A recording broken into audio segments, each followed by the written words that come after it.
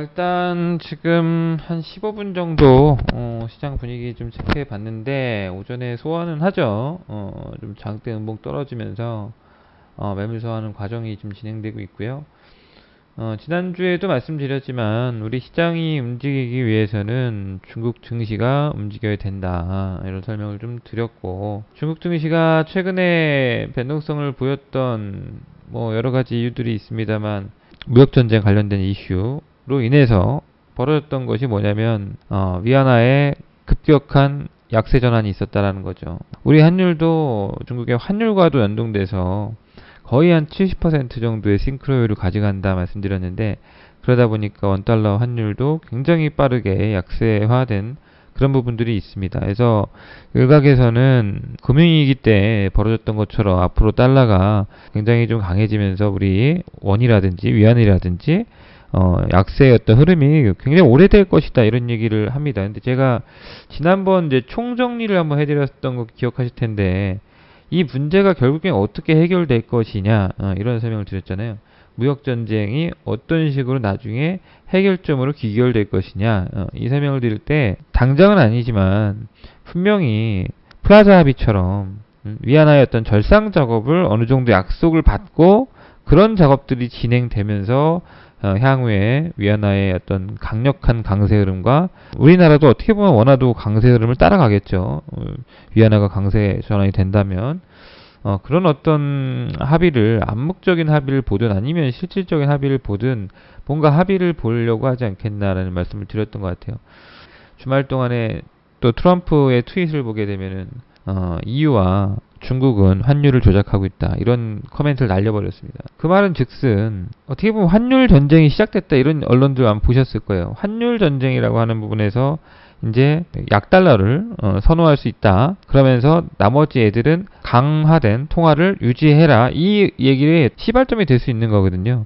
이제 그 얘기를 설설 나오기 시작했습니다. 그러면 너네 중국 내가 5천원까지 엊그저께 주말에 금요일이었죠. 금요일날 밤에 CNBC에서 5천원까지 관세를 매길 준비가 됐다, 이런 인터뷰를 하고 나서 유럽 증시가 바로 폭락을 했어요.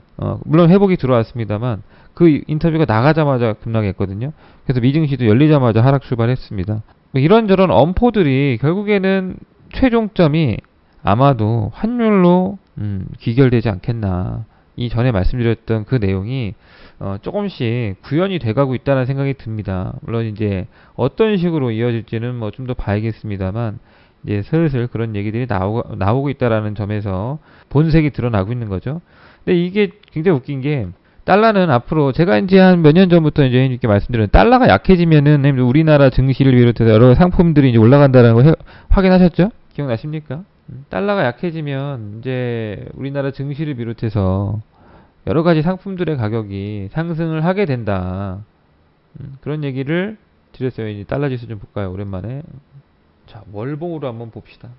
자, 달러 인덱스가 지금 94까지 올라왔는데, 이때가 2016년도 1월 달이죠. 2016년도 1월 달. 12월 달에 아마 제 기억에는, 이게 12월이네. 12월 달에 제 기억에는, 9월 달이었나요? 9월 달이었던 것 같다. 금리 인상을 9월 아닌가 12월 이 사이에서 했어요. 그죠?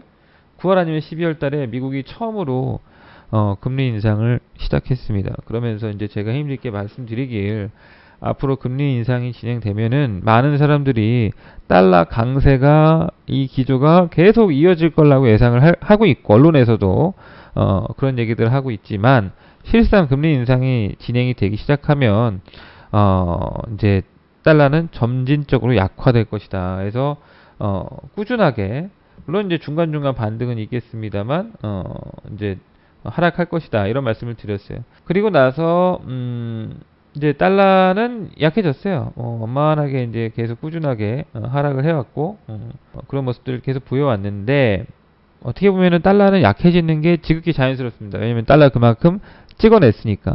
달러를 너무 많이 찍었는데, 5배를 넘게 찍었는데, 그 2009년도 이후로 5배를 넘게 찍어버렸는데, 그럼 달러가 계속 강하다는 게 말이 됩니까? 달러 지폐 숫자가 10장이 50장이 된 건데 좀 약해져야 되죠. 가치가 하락해야 되는 거죠. 근데 달러 가치를 어느 정도는 유지를 하면서 천천히 내려오게 해야 되는 게 어떻게 보면 달러를 찍어내는 사람들 그리고 달러를 지키려고 하는 사람들한테는 숙명일 거예요. 그러다 보니까 얘네가 달러 가치를 지키기 위해서는 뭔가 위기가 있으면 지켜집니다. 뭐 그냥 지켜지는 건 아니고 중간중간에 어떤 위기라든지 뭐 위협이라든지 이런 것들을 줘야 각 나라가 위협스러울 때 외환 보유고라는 명목 하에 달러를 좀 쟁여둘 거 아니겠습니까? 근데 최근에 위기가 발생을 한 거예요. 그러면서 이제 또 무슨 어떤 효과까지 거두게 되는 거냐면 제 판단에는 이런 흐름일 것 같아요. 이 몇몇 나라들을 이제 예전에도 그랬지만 몇몇 나라들이 너네 때문에 그렇다. EU 그리고 중국 니네 때문에 그렇다. 동맹국인데도 불구하고 지금 까버리죠. 니네가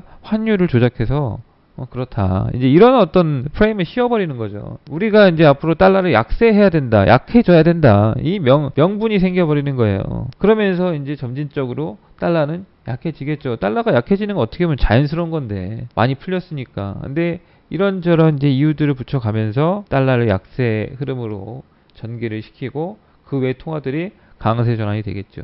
근데 공교롭게도 강세 전환이 되게 되면은 구매력이 세지고 또 통화 강세되는 지역에 돈들이 몰리게 되어 있습니다. 돈들이 몰리면 당연히 상품들의 어떤 가격들은 상승할 수밖에 없는 거죠. 그런 의미에서 봤을 때 뭐 저는 이번에 어떤 위기라든지 이런 것들이 전혀 위협스럽게 느껴지진 않아요.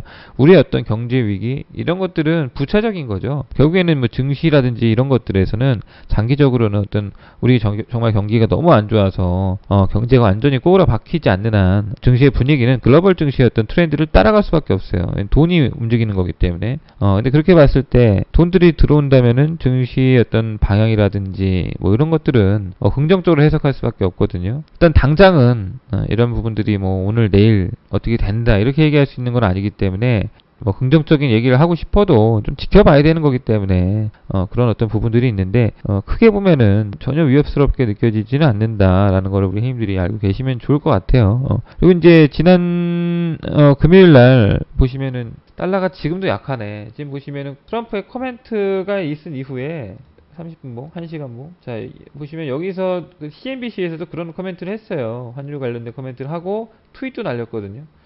여기 지금 보시면 이때 이후 고점을 치고 나서 인터뷰 이후에 훅 빠졌고요. 그 다음에 이따가 트위터가 이때쯤 나왔거든요. 나오고 나서 확 빠졌죠. 그리고 나서 오늘도 개파락하고 있습니다.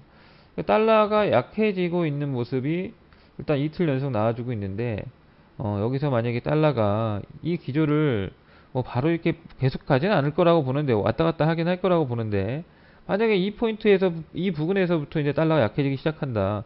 의미가 있는 거죠.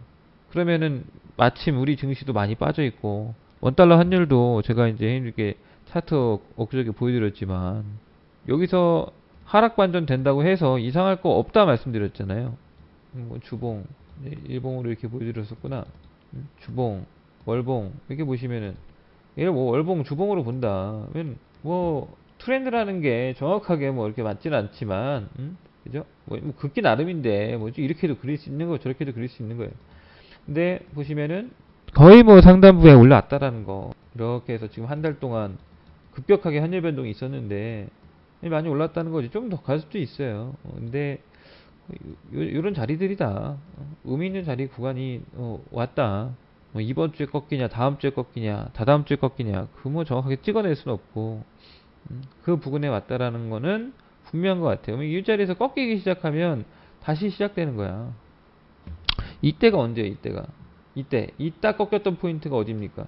2017년도 1월이잖아. 이제 1월 1일부터 1월 첫날 새해 첫날부터 꺾이기 시작했다는 거죠. 2017년도. 그럼 꺾이고 나서 증시가 어떻게 됐냐?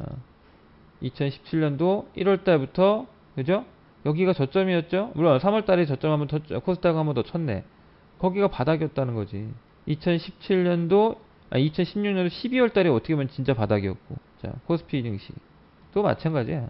2016년도 12월이 저점이었고, 그죠? 2017년도는 얘는 코스피는 빠지지도 않았어요. 그죠? 그러면서 계속 움직였던 게 지금 3개월 연속 꽝꽝꽝 떨어진 거다. 엄밀히 말하면은 지금 올해 고점 치고 1월달 고점 치고 나서 계속 빠진 거고. 근데 이 흐름이 이제 어떻게 진행될 것이냐. 제가 봤을 때 지금 자리가 7월달이 거의 이제 하락의 클라이막스다. 그런 얘기를 지속해서 드리고 있는 거예요.